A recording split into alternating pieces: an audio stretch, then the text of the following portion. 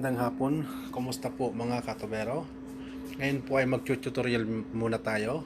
Ayan, sa ating Facebook account kung paano ba natin i-privacy ang ating setup para naman po hindi makita ng ibang mga tao kung gusto nating i-private. Ayan, punta lamang po tayo sa Facebook. Okay, pinutin lamang po yan. Okay, dito sa taas niyo po nakikita niyo po yung may tatlong ano po dito, yung tatlo po na guhit. Ayan, dito sa bandang kanan taas, pinutin nyo lamang po yan. Okay po, tapos scroll up, pupunta po dito tayo sa settings and privacy. Dito po, yan, pinutin po yan yung settings and privacy. Okay po, yan.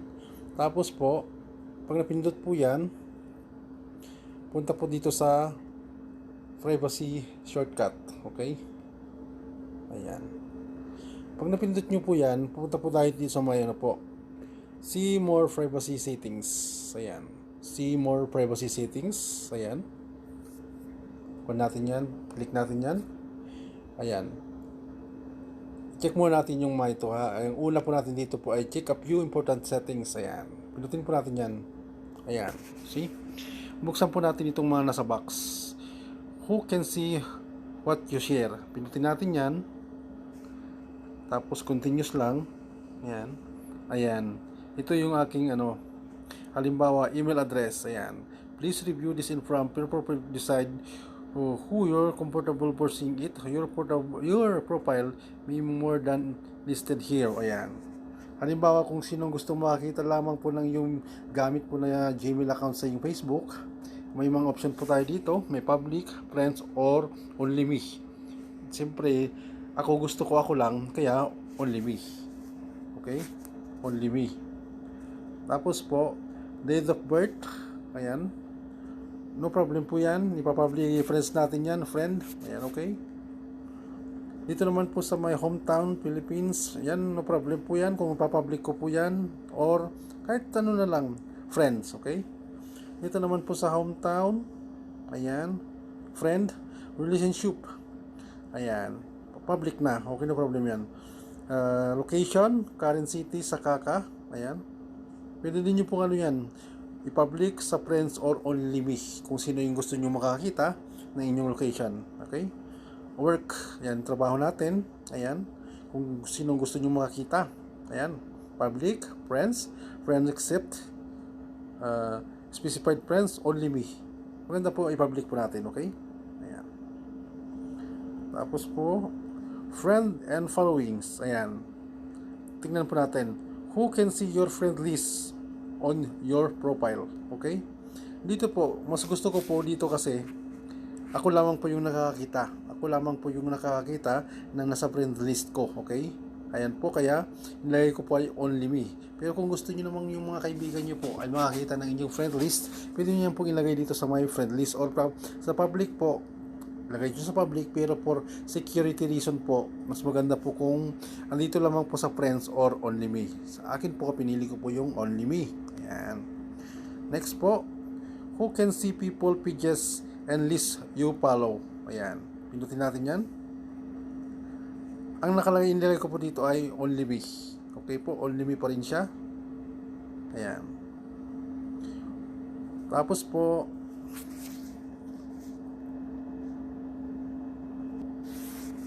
dito tayo sa kabila, you decide who want to see your post and stories. Okay? Future post. Choose who would like to see your future post. Ayan. That audience will be who can your post until change it. You will always change when you make a new post, okay? Siyempre, dito yung kung sino yung mga gusto mong makita ng iyong post, pwede din po nilagay po natin dito ang public or friends, okay? Meron po tayong option dito, pinutin lamang po natin yan, okay? Pwede ikaw lang, specific friends, friends, except, may except siya, pinutin natin yan. Ayan. Mamili ka dyan kung sinong gusto mong hindi makakita ng iyong mga post, okay? Tapos po, pwedeng friends lang or public. Pero kung ikaw naman po ay gusto mong lumawak ang iyong community, gusto mo makita ng iba ang iyong post, pwede mo ilagay dito sa ano yan, public, okay? Yan, public. Tapos, balik tayo. Tapos, stories. Control who can see your stories. Stories are visible for 24 hours, Facebook and Messenger. Ayan, pindutin lamang po natin yan. May mga option po dyan kung public, friends, or customize.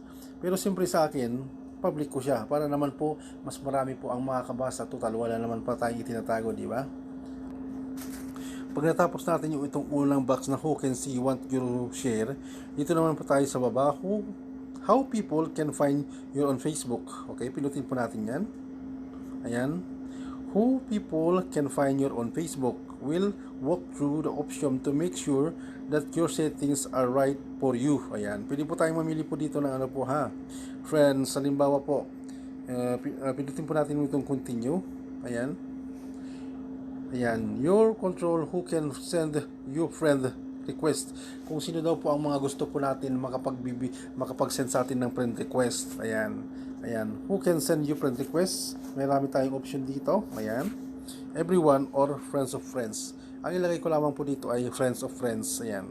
Hindi ko nilalagay po yung everyone. Ayan. Pero kung kayo naman po ay halimbawa gusto niyo pong lumawak ang inyong community sa Facebook at gusto niyo pong maging madaling hanapin ang inyong Facebook, halimbawa yung may gustong mga mag-send po ng friend list, ayan, friend request, ang pipindutin niyo lamang po ay itong everyone on Facebook. Ayan. Pero sa akin po kasi friends of friends lang para hindi naman po masyadong makalat. Kumbaga kung sino-sino lang po ang nag-send po sa akin ng friend request, okay?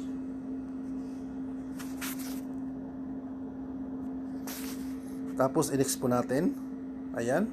Sabi niya, choose who can look up by your phone number and email address. Ito na po.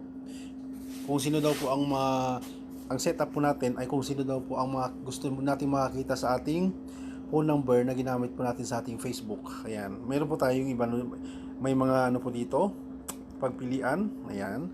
May everyone, friend of friend, or only me. Ayan. Siyempre po, ang pipiliin ko po dito po ay only me. For security reason po. Dito po sa only me lamang po ako. Okay? Ayan. See? Ayan. Tapos po dito sa my email naman, kung sino pong gusto natin kung gusto ba natin na iba ang makakita ng ating email address na ginamit, mayroon pa rin option dito kung sino gusto nating makakita.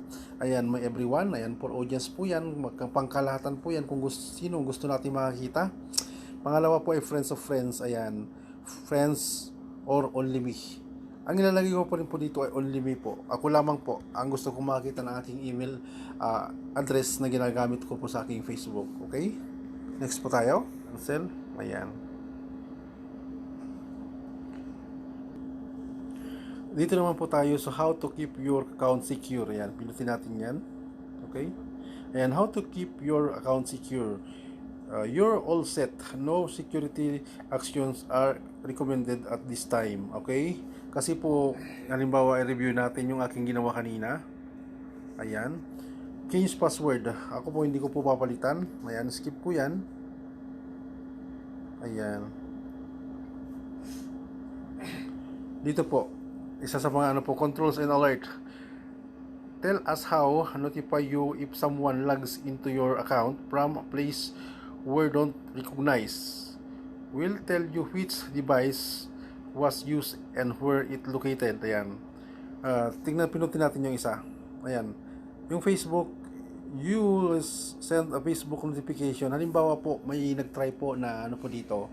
May nag-try po na magbukas ng ating Facebook ay manonotify po tayo. Ayan.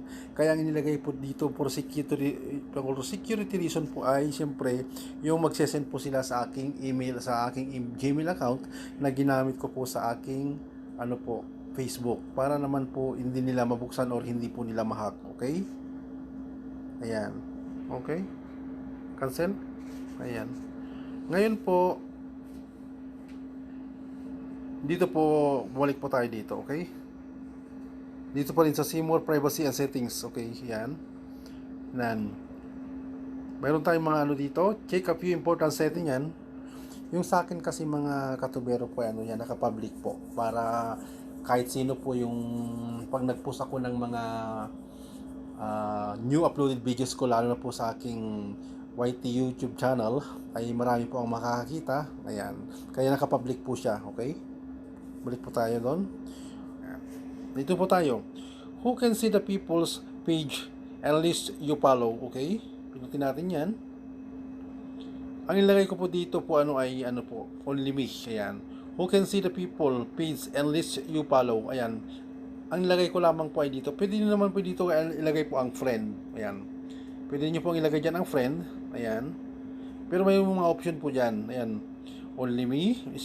Specific friends. Ayan. Pag specific friends, halimbawa po yung misis mo, ganyan, kapatid. Ayan. Pwede. Pwede naman pong friends, lahat po ng kaibigan mo sa Facebook ay pwede po silang makakita.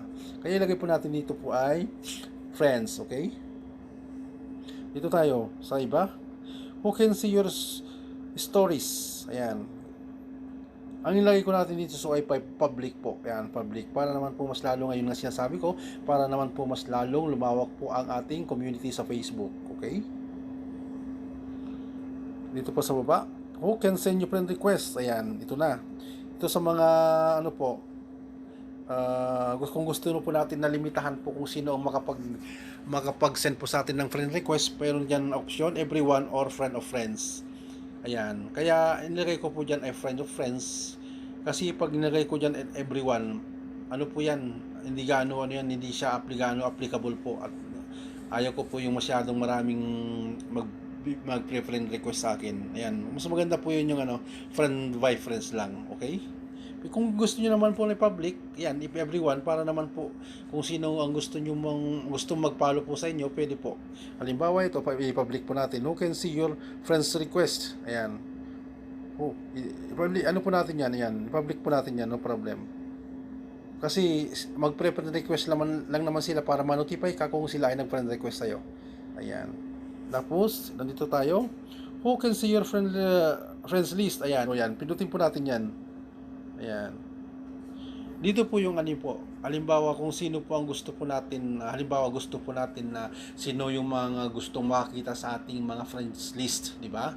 Kung ikaw halimbawa ako lang o ikaw lang mismo, i-only me. Pero kung halimbawa gusto mong makita ng mga kaibigan mo, pwede mong ilagay po dito sa may pwede pong ilagay mo dito sa may friend. Ayan. Pag public naman po, pwede naman sa public. Security purposes po, ang ilalagay ko lamang po dyan ay only me po. Only me lamang po ang pipiliin ko dyan. Okay? Dito naman po tayo sa Messenger. Ayan po. Dito sa Messenger po natin, kung halimbawa po mo ay nag-message po sa atin at hindi po natin natanggap, ang the best way na gawin po natin ay punta po tayo sa may Messenger. Ayan, pindutin nyo lamang po ang inyong logo. Ayan, may makita po kayo dito na dark mode. Ayan, pag dark mode nyo po yan, ayan po, mag-iitim po yan. Pero ayaw ko, mas maganda ko po yung light. Tapos ito po, andito po yun sa message request. Kung minsan andito po yung mga message na po hindi natin nababasa. Halimbawa may nag-message sa atin pero hindi natin nabasa. Yan po natin tignan, okay? Siya. At isa po yung active status. Ang active status po ay halimbawa naka-online po tayo sa Messenger. Ayaw natin na makita ng ibang tao po. Ay dapat po natin ay i-off. Gaya po sa akin trabaho po. Kung minsan kasi gumagamit ako ng Messenger sa totoo lang pag nasa trabaho po ako para ayaw ko makita ng engineer ko na naka-online ako habang nagtatrabaho ako. Ayan. Kaya ginagawa ko po ay nag-active status po ako ay off. Kasi pag in-on ko ito, magkukulay green po yung aking sa may logo pag once na naka-online ako. Kaya ginawa ko po ay in-off ko siya. Ayan. In-off ko siya. Para naman po kahit naka-online ako ay hindi niya alam. Okay? Yan lamang po. Sana po marami kayong natutunan at tinuro po ni Mamang Tubero. Ayan. Sa mga hindi po nakadikit kay Mamang Tubero channel, ayan, dikit na po. Mag-subscribe kay Mamang Tubero channel. Like na rin po ang mga uploaded videos at syempre hit na rin po ang notification bell upang ma-update po kayo pag may mga bago tayong i-upload ng mga videos. Okay po mga katubero, hanggang niya lamang po. Thank you. Salamat.